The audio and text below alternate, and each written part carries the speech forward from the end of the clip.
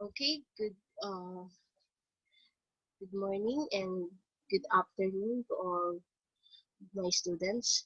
So we're done discussing the module 6 of accounting, which is the bank reconciliation. Now we will proceed to the module 7, which is the bank reconciliation statement. So it's a continuation for module 6. Sa module 6 kasi, familiarize muna natin yung different checks and accounts for the bank. Ngayon, we will discuss the nature of bank reconciliation statement and ipa-familiarize din natin how to create a bank reconciliation statement. Okay? So, let's proceed. So, nature of bank reconciliation statement. So, meron po tayong two common causes of discrepancy in figures, which is yung time lags that prevent one of the parties, company or the bank, from recording the transaction in the same period as the other party. So, ito po yung example, a bank statement that ends January 30, 2015, and then the company were able to collect cash of 20,000 at 5 p.m. Bank usually closes at 3 p.m. Because of this, the cash collected will not be reflected in the bank as deposit, but it is, however, recorded in accounting records of the company. So, dito kasi syempre, from the word reconciliation, nire-reconcile natin yung accounts from the bank and accounts from the company. Particularly yung accounting department. So, dito sa time lags, so automatic naka-record na siya sa accounting. Pero sa bangko hindi pa. Kasi nga, syempre, may mga rules yung bangko when it comes to uh, recording different transactions. Then, alam naman natin na may cut-off pagdating sa bangko, 'di ba? So, ganun 'yun. Yun, nalalag lang. Pero ano 'yan, from the other day, automatic, mare-record na sa kanila 'yun. Okay? So, hindi nga lang agad-agad, lalo na pag umaabot sa cut-off. Then next is yung errors by either party and in recording transactions. So, example, a check was issued to Meralco by the company amounting to 1,000. So, the company recorded this as 100 pesos. When the check was presented, the bank paid Meralco 1,000. So, in the records of the company, it was 100, while in the records of the bank, it's 1,000. There is, in this case, an error that will cause the difference between the company's records and the bank's records. Siyempre, eto, errors by either party. So, uh, siyempre, nagkakamali both parties. So, kaya nga nandiyan si bangko and nandiyan si accounting para ma-reconcile nila yung mga data na ini-input nila or tinatransact nila. So, for example nga, nagkamali yung kumpanya, yung accounting department. Then, si bangko yung nakakapag-correct ng errors. So, minsan naman, si company ang tama, then si bangko ang mali. So, kailangan lang yan pag-usapan and i-check para malagay natin ng tama yung mga amount. Kasi minsan nagkakaproblema dyan yung mga typographical error. So, commonly yan na error. So, dyan yung mga different discrepancy in figures. Okay? So, yan po yung dalawa na yun. Next is the importance of bank reconciliation are as follows. So, aware na tayo na meron tayong book and yung sa bank. So, sa book, ito po ay recorded in the accounting department. Then, syempre, from the word bank, so sa bangko natin.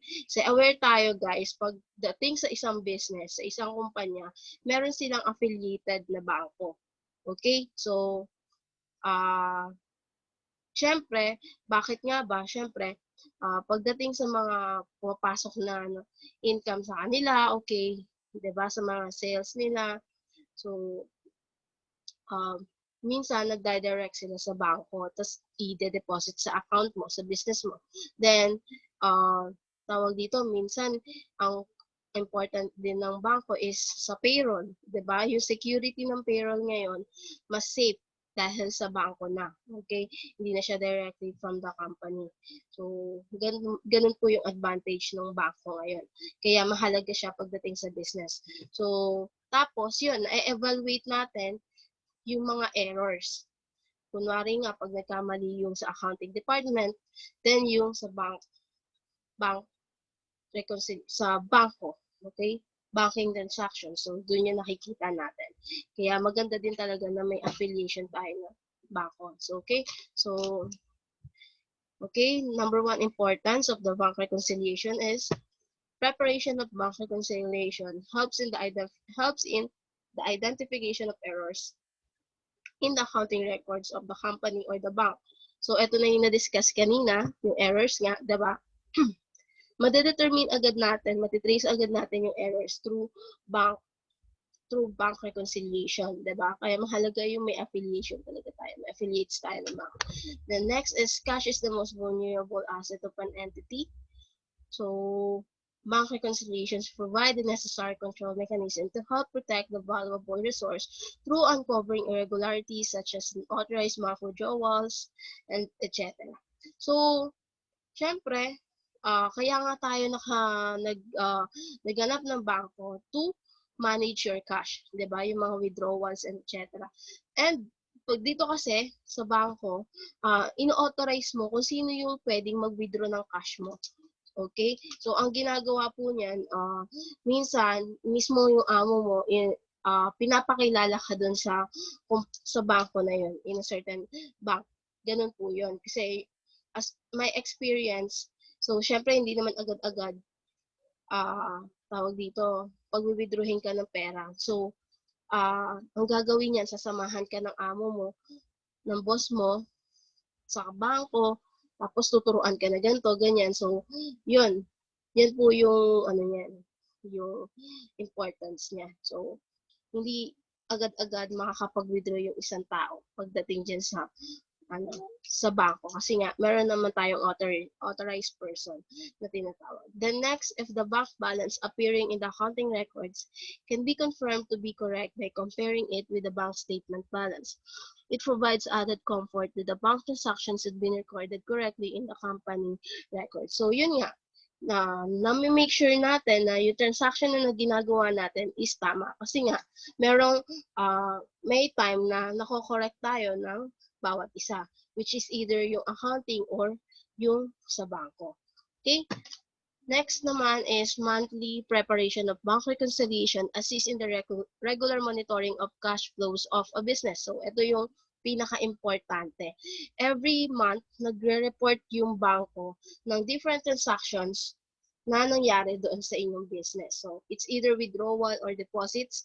So, matitrace nila yan. Then, si accounting, yung compare niya yung mga transactions kung nagbalance ba or nagtugma ba, nag-reconcile ba.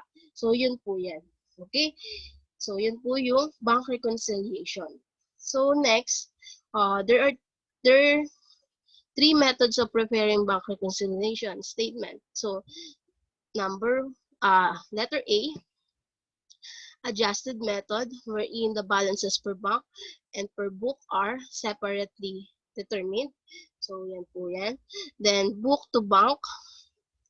So, book to bank method wherein the book balance is adjusted to agree with the bank balance. So, tapos yung bank to book method wherein the bank balance is adjusted to agree with book balance. So, etong B and C, ano lang yan, kumbaga, iti-check mo si book, i-check mo yung transaction sa book na dapat pareho sa bangko.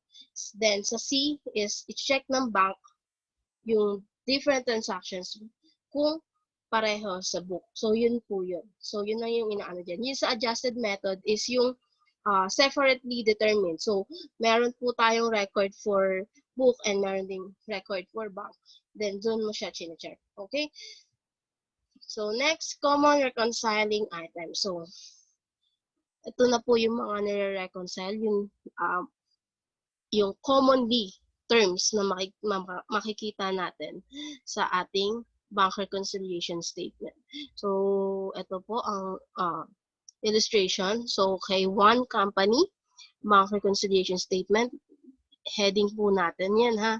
So, katulad ng mga ginagawa natin different financial statements, so, importante po na may heading. Unadjusted book balance. Okay, so yan po yung number 1 na common reconciling items. Number 1 items. Then, bank debit memo, NSF check or non-sufficient fund check. Printing charge, bank credit memo collection, errors, and adjusted book balance. Then, dito naman sa right side, unadjusted bank balance, deposit in transit, outstanding checks, then adjusted bank balance. Kung mapapansin nyo, itong illustration na to, katulad po siya ng ating balance sheet. Okay, or statement of financial position. So, ito po ay naka-account form. Okay? So, dapat po magbabalance siya dito. So, adjusted book balance. Adjusted book balance. So, dapat po, kung ano man yung amount, dapat pareho po iyan. Yung left and right. Okay? So, I hope clear tayo dyan. So, kung mapapansin nyo, marirecall nyo nga, yung bank reconciliation statement pala ay katulad ng ginagawa sa balance sheet. Okay? So, the key terms to be aware of when dealing with the bank reconciliations are, so deposits in transits are amount already received and recorded by the company but are not yet recorded by the bank. So, ito yung na-discuss kanina natin, diba? Yung lags ng recording. So, ano na yan? So, kasi nga may mga cut-off nga yung bangko eh. So, common talaga siya. Common errors talaga siya. Kaya, pag nagre-reconcile ka ng accounts, from the other day yung ginagawa nila, para nagtutugma talaga pa. Diba? So, next, di ko nababasahin yung example kasi na-discuss na nga. Then, outstanding checks are checks that have been written and recorded in the company's cash account but have not yet cleared the bank account or presented to the bank by the payee. So, from the word outstanding checks, ito po yung mga inisyuhan na natin na check eh. Then, syempre, recorded na yan sa ating accounting department. Pero, hindi pa wini-withdraw ng ating payee. So, may ano kasi yan, hindi pa nila trip mag-withdraw eh. So, tinatabi lang muna nila yung mga cheque nila. So, yun yung tinatawag na outstanding checks. So, next, hindi ko na din babasahin yung example. So, kayo na lang din ang magbasa para kung kailangan nyo ng additional information. So, take time to read the example. The next, bank errors are mistakes made by the bank. So, bank errors could include that bank recording an incorrect amount, entering an amount that does not belong on a company's bank statement, or omitting amount from a company's bank statement. So, yun din, na-discuss ko na siya kanina sa common errors na na-encounter natin sa bank reconciliation. So, yun nga, hindi naman talaga, minsan talaga hindi natin nagagawa ng tama yung trabaho natin. So, ganun talaga. Talaga nakakapag-commit tayo ng mistake. Pero, pagdating sa bangko, dapat, malinis at pulido yung pagtatrabaho mo. Kasi nga, ang hawak mo is pera. Minamanage mo is yung pera ng mga kliyente mo. Kung hindi po magiging maayos yung trabaho mo, kayo din ang mawawalan ng mga clients nyo. So, yan. So, dapat, hindi sa bangko magsisimula yung pagkakamali. Okay? Dapat si bangko yung nakakapag-trace pa ng mga errors na i-correct sa accounting. Kasi nga, yun yung purpose nila. Okay? Na i-determine at i-reconcile lahat ng transactions na nagaganap sa isang kumpanya. Okay? Then next is bank service charges or fees deducted from the bank statement for the bank's processing of the checking account activity. So, example is accepting deposits, posting checks, mailing the bank statement. Okay? So, aware din tayo sa service charge. So, lahat po ng bangko may service charge po yan. Siyempre, hindi naman po nila yan ginagawa for free. Meron kayong terms and condition na pinag-usapan dyan. When it comes lalo na pag nagpo-produce ng cheque, yung printing ng cheque, hindi po yun libre syempre. May binabayaran po kayo doon. And minsan, sa isang bangko, produce sila, pag malaking kumpanya, siguro mga 50 bundle ng cheque. So, depende sa ini-issuehan nila per day and per week or per month. Then, sabi ko nga, pagdating sa checking account at saka sa account sa mismong account mo, savings account mo, current account mo, kailangan mo i-make sure na yung checking account mo is may laman bago ka gagawa ng cheque. Kasi pag gumawa ka ng cheque na walang laman yung checking account mo, tatalbog po yan and magkaka-penalty po yan. Okay? So, dapat aware kayo dyan. So, yan nga, yung na-experience ko before. Iba po talaga yung sa checking at saka yung sa mismong current account mo. So, ang ginagawa po nila dyan, yung checking, nilalagay nila kung magkano yung checking, yung laman ng checking account. So, for example, 500,000.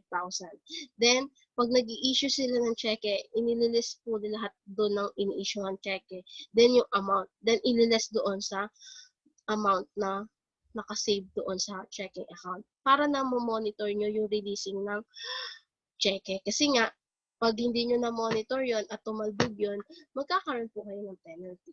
Okay po? So, non-sufficient check, non-sufficient fund check. So, dito na po tayo. Is a check that was not honored by the bank of the person or a company writing that check because that account did not have a sufficient balance. So, ito na yung na-mention ko kanina. As a result, the check is returned without being honored or paid. So, minsan po, pag na-trace ng isang kumpanya, ng isang bangko na walang sufficient fund, yung cheque, yung checking account. So, nire-return po, pinapabalik, hindi po nila yun agad pinaprocess para maiwasan po yung penalties. So, automatic hindi na po nila yun pinaprocess. Okay? So, ano po yan, tawag dito, pinapabalik po nila doon sa nag-issue ng cheque. Okay? So, para makorek nila. So, yun po yung kahalagahan na meron kang bank affiliation. Okay? So, automatic, ini-inform yung payee na walang fund yung checking mo. Kaya, nakakaiwas ka sa penalties. So, yun po yung kagandahan dyan. The next is yung check printing charges of poor when a company arranges for its bank to handle the reordering of its checks. The cost of the printed checks will automatically be deducted from the company's checking account. So, yan. Yung pagpiprint ng cheque. So, yan. Na-mention ko na din yan kanina na hindi po yan free na ini-issue ng bangko. Siyempre po, may charges din po yan. Okay? So, yun lang yung gusto niyang ipunto. Okay? So, next is interest earned will appear on the bank statement when a bank gives a company interest on its account balances. So, ito din po yung advantage pag meron kang bank affiliation. Di ba po yung savings mo, yung accounts mo na may nakapag-deposit ka doon sa account mo and iyon po ay nag-generate ng interest. So, yun po yung isa sa kagandahan na meron kang bangko na kinabibilangan. Okay? So, yan. So, nag-generate ng interest. Okay? So, maganda yon sa part ng isang kumpanya. Okay? So, next is notes receivable or asset of a company. So, ano ba yung mga notes? Ito yung mga promissory notes and etc. So, when notes come due, the company might ask its bank to collect the notes receivable. So, ito naman, advantage din sa isang kumpanya. So, automatic, pag nag-i-issue daw kayo ng notes receivables, hindi nyo na pinapadaan sa messenger nyo. Sa messenger, sa inyong kumpanya, sa business nyo. Automatic, ino-offer na po ng bangko na sila yung maningingin or magko-collect doon sa kanilang mga babayaran. Okay? So, yun yung kagandahan din. Pag meron kang bank affiliation. Next, errors in the company's cash account result from the company entering an incorrect amount, entering a transaction that does not belong in the account, or omitting a transaction that should be in the account. So, ito na-mention na to kanina. So, yun nga, yung mga errors na possible na ma-encounter natin, it's either sa accounting department, sa company, or sa banko, na-trace po natin, nare-reconcile natin. Okay? So, yun na po yun. Yun na po yung terms to be aware when dealing with the bank reconciliation. So, next natin is yung the bank reconciliation process. So, nasa process na po tayo. So, may different steps po tayo na susundin para magawa natin ng tama yung ating bank reconciliation. So, number one, step one, adjusting the balance per bank. So, the first step is to adjust the balance of the bank statement to the true, adjusted, or corrected balance. The items necessary for these steps are listed on the following schedule. So, ito po yung illustrations natin for step one. So, balance per bank statement. So, example illustration po natin. So, balance per bank statement in August 31, 2014. Adjustments, then add deposits in transit. So, yung mga deposits, ito pag sinabing deposits po, ito yung mga pumapasok sa account mo. Then, deduct, pag sinabing deduct, ililes po natin yung mga outstanding checks. Ito po yung mga in-issue nating cheque. Okay?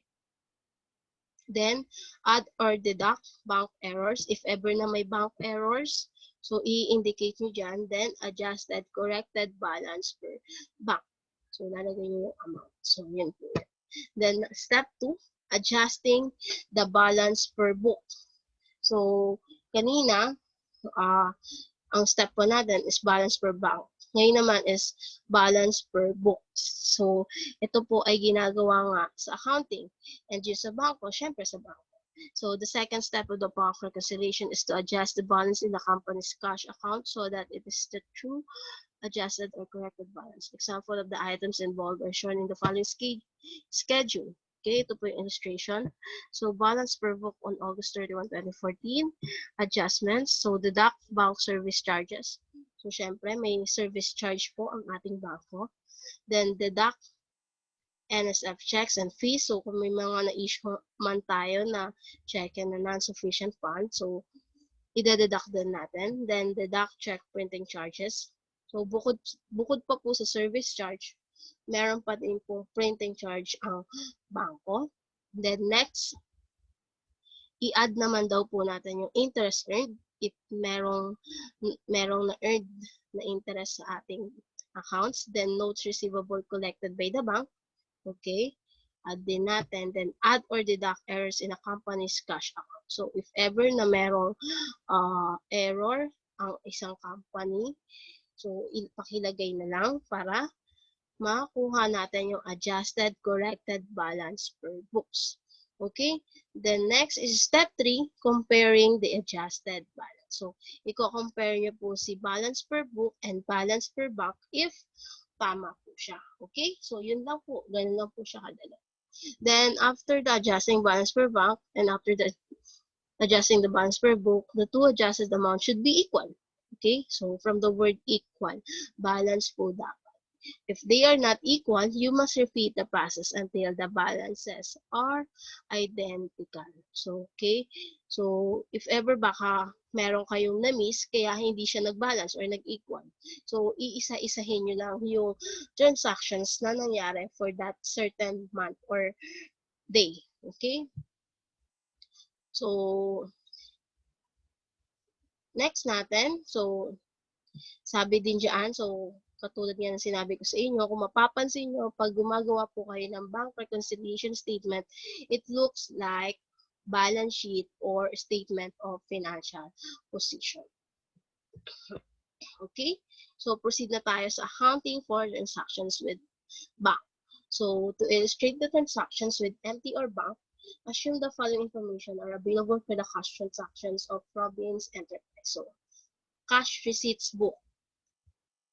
from the word cash receipt. So, ito po yung mga pumasok sa atin. Okay? Na transactions or etc. So, it's either by the company or supplier. Then, yung mga personalities na may atraso sa'yo and binayaran ka. So, ito po yung mga nai-issue nilang amount. So, cash receipt book, bakit nandyan yung date, OR number, sorry, received from, then cash in bank, so MTR bank, debit, so accounts receivable, credit. So, yan. Pakibasa na lang. And a total of 192,000. 192,000. Okay? Debit, credit. So, next is yung cash disbursement. Ito po yung ini-issue naman natin. Ito po yung ginagawa natin ng cheque or minsan tinatawag na outstanding check if ever na hindi pa nawi-withdraw ng ating payee. So, nandyan yung date, check number, payee, cash in bank and Metro Bank credit, account debits and amounts. Itong account debits, ito yung account titles, kumbaga. So, kung mapapansin nyo, ito yung sinasabi ko, yung sa cheque, kung nakakita na po kayo ng cheque, yung booklet ng cheque, yung first page po doon is yung listahan. Doon nila nililista lahat ng mga ini-issue nilang cheque para natitrace nila kung kanino nga nila ini-issue yung check and yung amount nung cheque. Kasi nga, di ba, sabi ko nga sa inyo, yung checking account, meron po yung certain amount para ma-monitor mo yung pag-i-issue ng cheque. Kasi nga, yun nga, pag hindi mo na-monitor yun at nakapag-issue ka ng cheque, tapos nagpapalit na yung payee mo, tapos na-cleared na yan, kinlearing, dumaan sa clearing, tapos tumalbog, ayun, boom, penalty ka doon. Okay? So, yan po.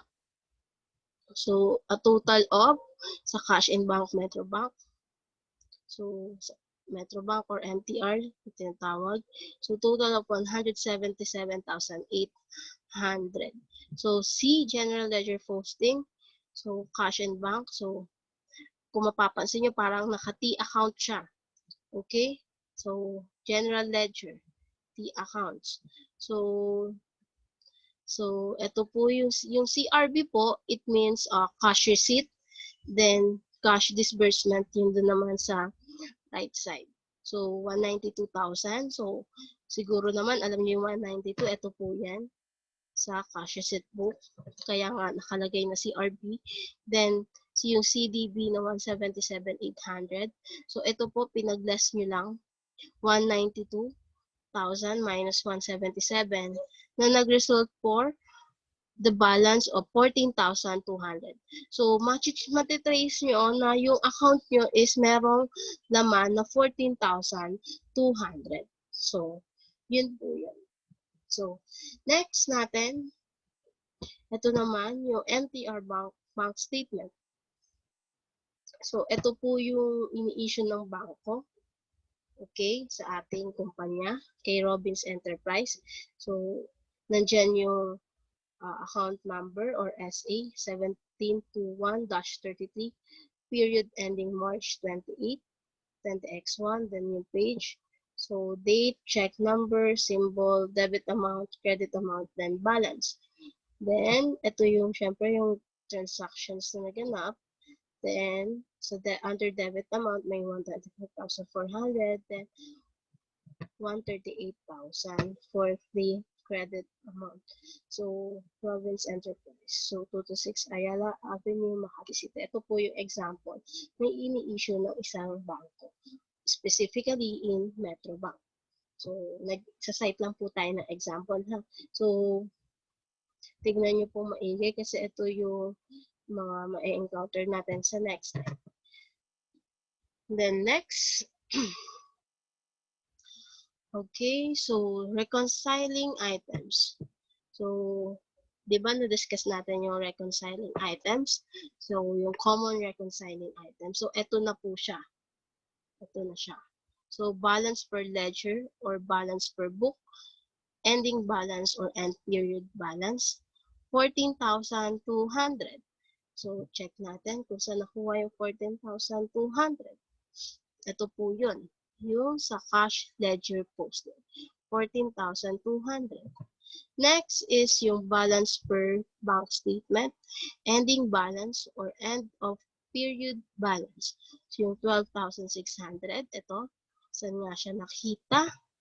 12,600, ito po yun. Ito siya. Okay? So, balance. Of, ito sa bank ha. Bangko po ha. Ito yan sa 12.6. Ito naman sa book. Okay? Next, deposits per bank statement not yet in ledger. So, interest earned per bank credit memo, AGE 4,000. Ito po yan. Interest na 4,000. Kaya sabi ko sa inyo, yung mga in-input natin dito sa mga reconciling items is dito makikita sa bank statement. Okay? Next is yung withdrawals per bank statement not yet in ledger. So, bank service charge per bank debit memo AGE 2. So, 1,000. So, ito po yan. Then, next is deposits per ledger not yet in bank statement. So, deposit in transit or under deposited collection, DT. So, 18,000 and 40,000. So, snapin nyo na lang dyan. Yung 18,000 and 40,000. 50,000. Okay. Next naman, withdrawals per ledger not yet in bank statement. So, outstanding checks, 7,400, 28,200, 10,000, then 7,800. Then, AGE 1 cash in bank, MTR bank, so yung interest, so 4,000. Then, AGE 2 bank service charge, 1,000. So, mapapansin nyo, nandito na din siya. So, sa reconciling items natin. So, next is prepare na po natin yung bank reconciliation statement. Ito na. So, huwag nyo pong kakalimutan yung heading po natin na tinatawag. So, syempre, name of the company, Relpins Enterprise. Then, yung title, Bank Reconciliation Statement. Then, MTR Bank, kung ano man siyang bangko, naka-affiliates. Then, March 31, 20X1. So, balance per ledger or book. So, nakita nyo naman kung ano yung nasa reconciling items. So, ito po yung ilalagay nyo sa bank reconciliation statement. So, itong balance per ledger or book, so, tignan nyo na lang. So, 14,200, diba? So, lagay nyo yung 14,200. Then, add interest earned per bank. So, syempre, magkano ba yung interest na sinabi niya dyan? Or interest income, 4,000. Then, 14,200 plus 4,000 is equals to 18,200. Then, less po natin yung bank service charge na 1,000. Then, i-less nyo po sa 18,200 minus 1,000 is 17,200. So, automatic, yung book balance po natin is 17,200.